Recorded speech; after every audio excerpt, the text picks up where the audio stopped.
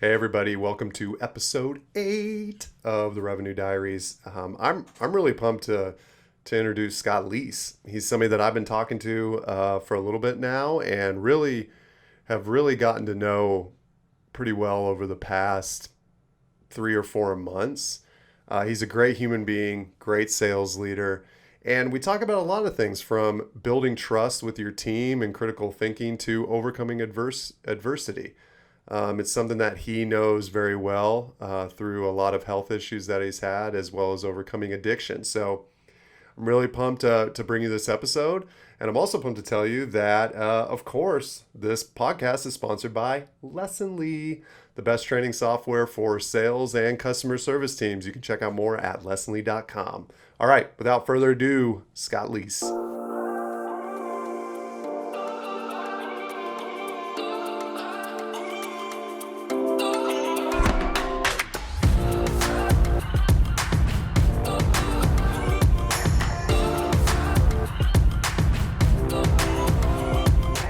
Cheers, everyone. Welcome to the Revenue Diaries. It's a deeply personal interview series where we ask top revenue leaders 5 questions about their work, fears, family, and life.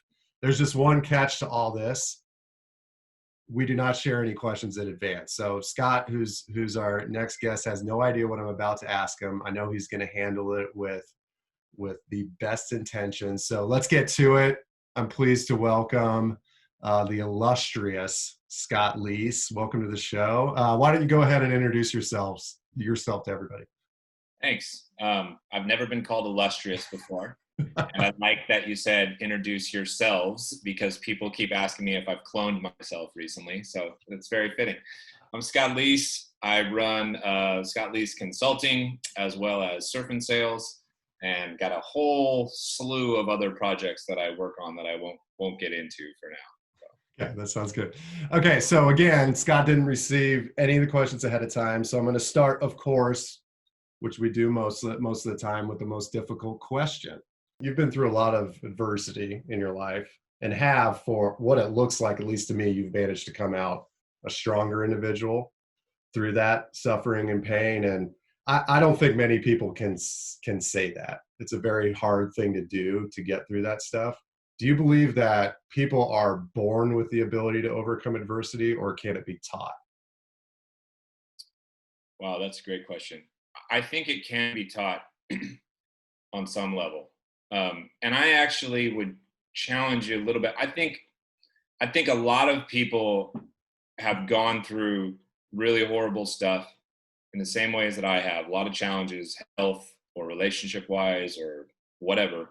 Um, I think not everybody might be as willing to talk about it as, Hmm. as I've been.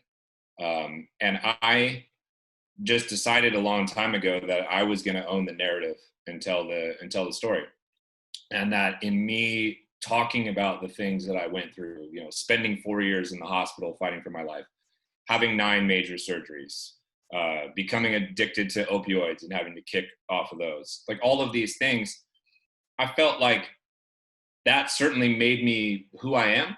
And if I had been through these things and told my story, maybe it would help empower other people to, tell their story, or, fight a little harder to overcome some of their struggles. But I don't feel like I'm anything special in that regard. I think that I'd maybe just talk about it a little more.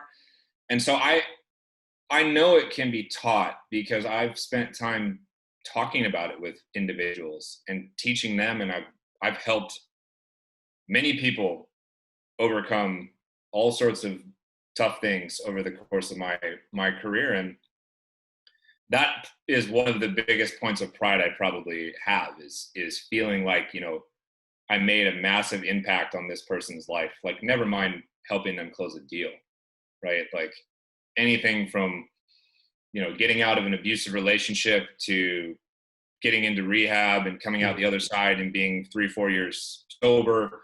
I have one really good friend who, when I first met him, was just released from prison, and he's now a head of sales at a soon-to-be Series C venture-backed startup. Like, these things matter a lot to me, and so I think it can be taught, and I think too many people maybe think that you're just born with it. Like, oh, Scott was lucky. He was born with this, like, stubbornness and this fight, like That's overcome correct. different things. Like, well, maybe I had some of that in there, but I learned. And when you're in those situations as well, like for me, two choices is just like give up and let it own you forever, or fight back and survive and take control of the narrative. And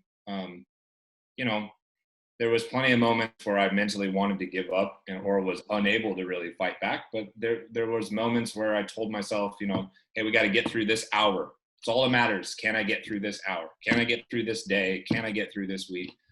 And so you learn these little strategies like that. So I think it can be taught. How do you teach or instill those values in your kids? Well, leading by example, obviously. I mean, Yeah. nobody sees this, but you're in my world now. Like, I'm in pain all day, every day. I need a knee replacement. I have osteoporosis. I have osteopenia. I have rheumatoid arthritis. I have no large intestine. I could go on and on and on. So my kids see me every single day, getting out of bed, doing work, hustling, taking them to their practices, doing physical things with them, even though it hurts and I know I'm going to pay the price later on. And they're participating in sports the same way I did. So I feel like hopefully they're learning lessons about teamwork and camaraderie and hard work and practice and how to lose and how to win appropriately.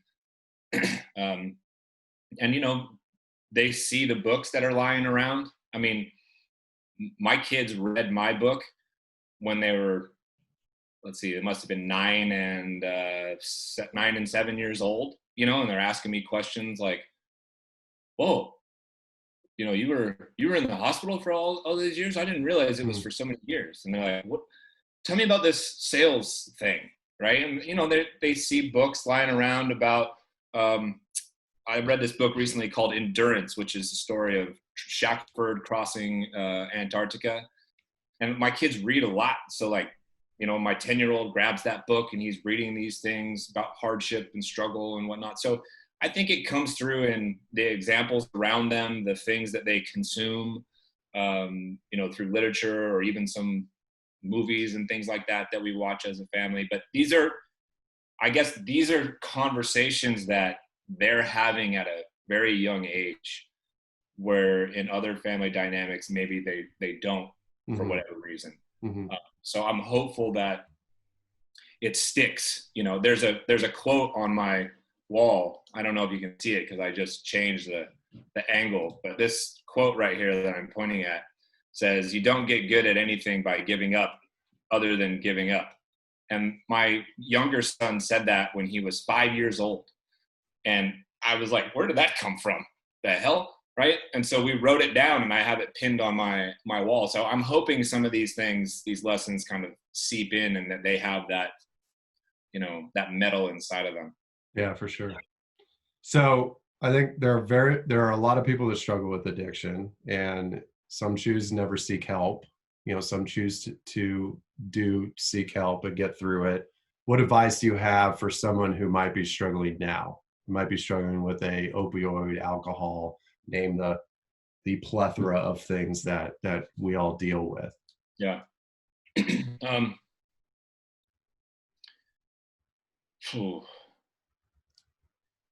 mean, that one of the hardest things is is just not being able to imagine your life any different than it is right now.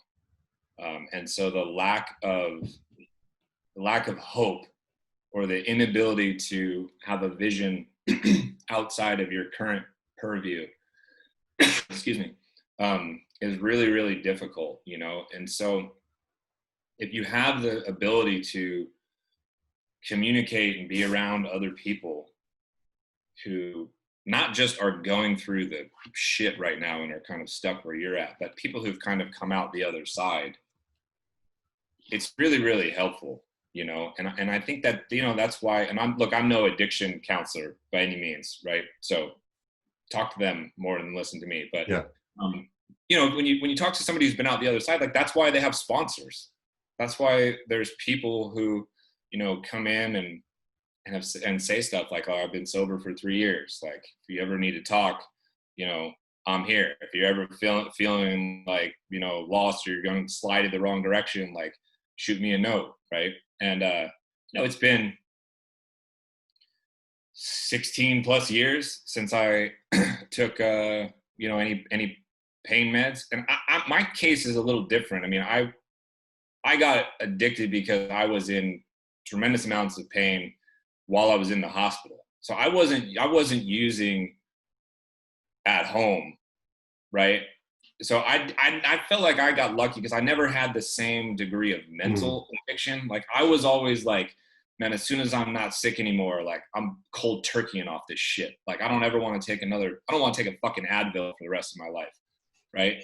So, you know, other people have a lot more difficult, extreme kind of situations, but I think just knowing that it can be done and knowing that there's people who've been as bad off as you or worse, who are in different places now in their life, like that's really, really powerful. And when you're in the throes of stuff, that's one of the hardest things to come to grips with, is that there is any other way. There is some other universe out there. And losing that, not having that hope is probably one of the hardest, I think, most unspoken about parts of addiction. Yeah, for sure. So find a community of people and support, and Yeah, get a therapist. all of the above. All the above. All of the above. So I had the pleasure of being on Scott's podcast called Surf and Sales, and his co-host Richard brought up a very interesting story about how you were leading a sales team, which you've done many of them, which we'll talk about later. And apparently you kicked everyone out of the office or a group of people out of an office. And I've just been dying to hear what happened ever since we were on the podcast. Yeah, that's sort of the story. What I did was I ended up sending all of my sales managers on the floor home for the day. That we had a sales team in Pleasanton, California. This is probably 15 years ago or so. And Richard was one of my sales managers. I hired him. He was working underneath me. And I probably had 10 sales managers and 150 or so sales reps.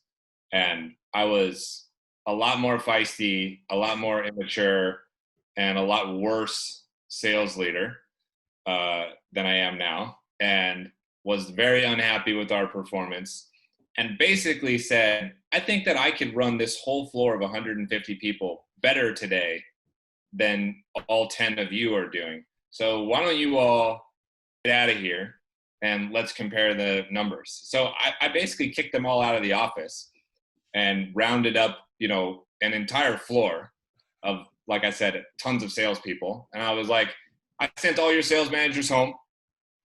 You know, we're not doing very good right now. I challenged them and said, I think that I can rally us myself and that we could do better. So I need everybody's help. Let's try to prove a point here that, you know, we can do this without them. And, you know, I'm not endorsing this strategy whatsoever. Okay. This is 15 years ago. I didn't know a goddamn thing about sales leadership, what I was doing. The only impulse I had was just like, well, I can do it better than everybody else can. And I don't totally remember, but I feel like we ended up doing pretty good that particular day. And I was, of course, like very emboldened, and my ego was like, you know, massive and after that success. And I'm like, see, you guys, I did it. And apparently this has scarred Richard, since he still brings it up today. But that's the gist of the story. And, well, that leads me to my next question, because my boss, who's the CEO of Leslie, Max Yoder, we talk a lot about critical and compassionate bosses, like those bosses that are extremely critical, defacing, extremely aggressive, and then the more compassionate ones. And I found that there are some cases where the critical boss is needed. You know, you said that you this was earlier on in your career, so you had that immaturity. But do you think that a critical a critical boss is needed sometimes, and you do have to make those extreme choices of like what you did with removing your managers from the floor. Yeah. Well, the part that I didn't tell about that story is that I could sort of get away with being critical at times because I was so supportive all the rest of the time, Mm, right?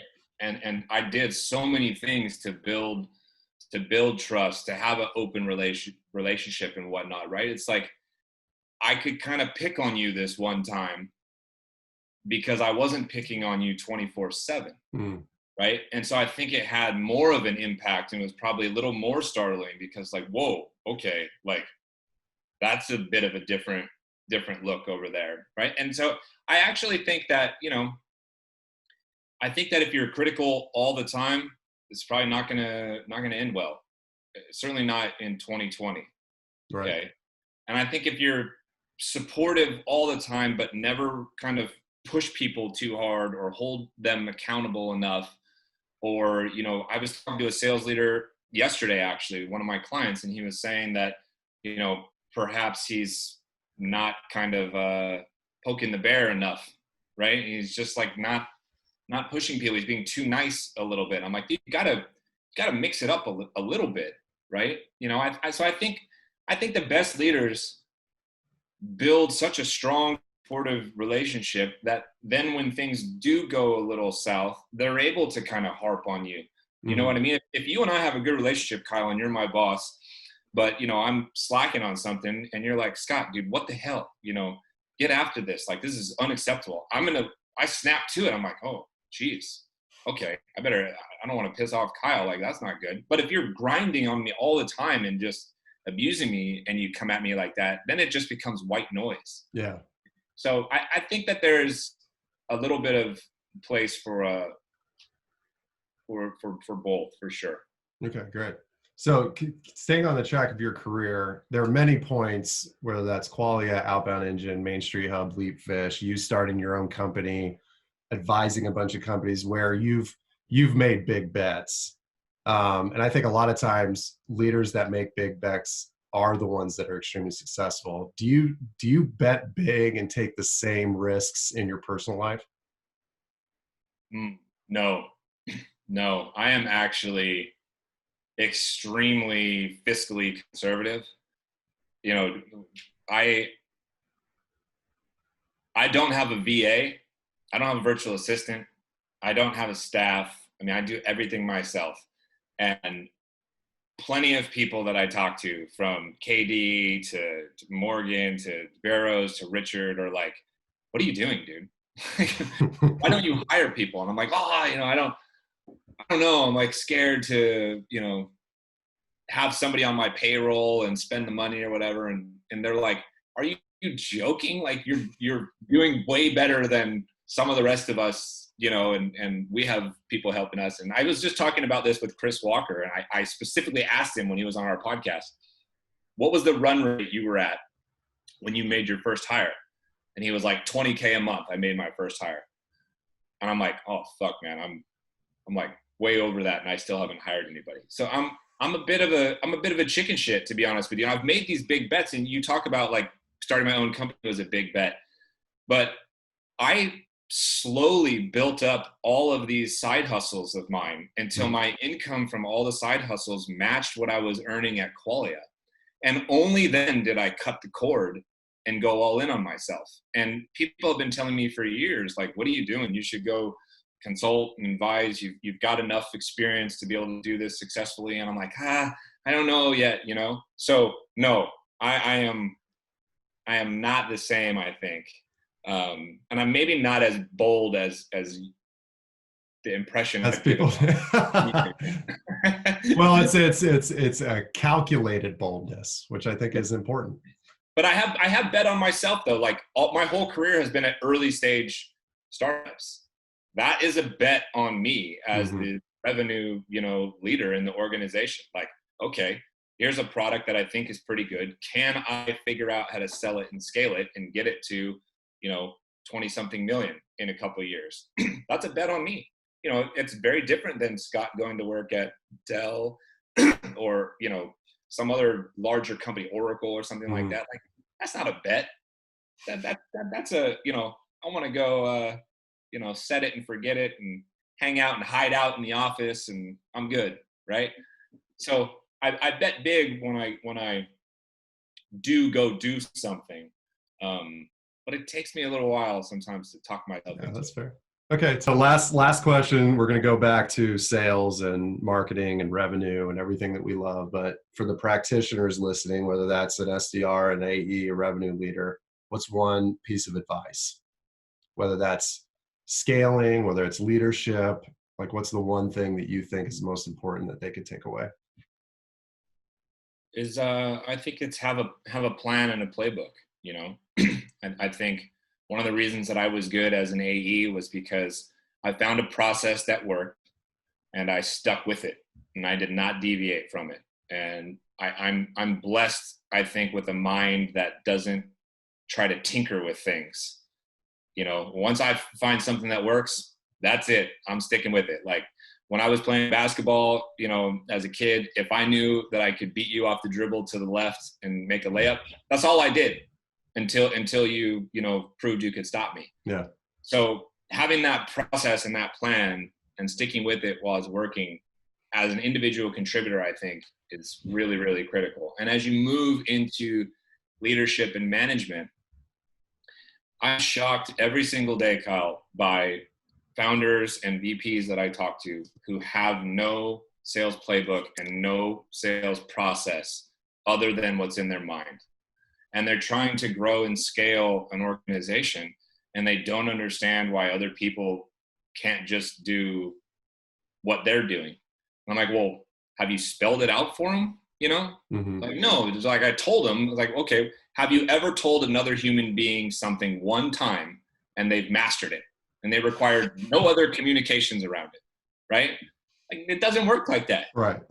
You got to tell people things over and over and over again until it becomes automatic. So get it out of your head and get it down on paper, whether that's the information about competitors or all the objections you're going to run into or the cold call script or whatever. Like that, I think for leaders is the most important thing that they can do. So, Yeah. And that applies to anybody. That applies to anybody, marketing, sales, rev ops, whoever. So this has been awesome, Scott. Thank you. Could you tell the fine folks listening and watching where they can find you, the best place to find you? The best place to find me these days is probably my Patreon community, because there's a little over 115 or so people on there now. And it's a lot easier for me to find messages in my inbox there than on LinkedIn, which is probably the next best place to find me. But, that inbox, as you know, is a bit messy, Yeah. and I'm maxed out of connections and whatnot. But I hope the audience does listen to this, is that anybody who messages me, I respond to. I might not get back to it straight away, but, part of who I am is I'm accessible and available, and I do that on purpose. So if somebody reaches out to me, whether it's Patreon, LinkedIn, Twitter, through my website, whatever, like I will respond to you as long as it's not some crappy automated sales pitch in a foreign language that I can't read or speak. Which we all deal with. All right. Thanks again for stopping in.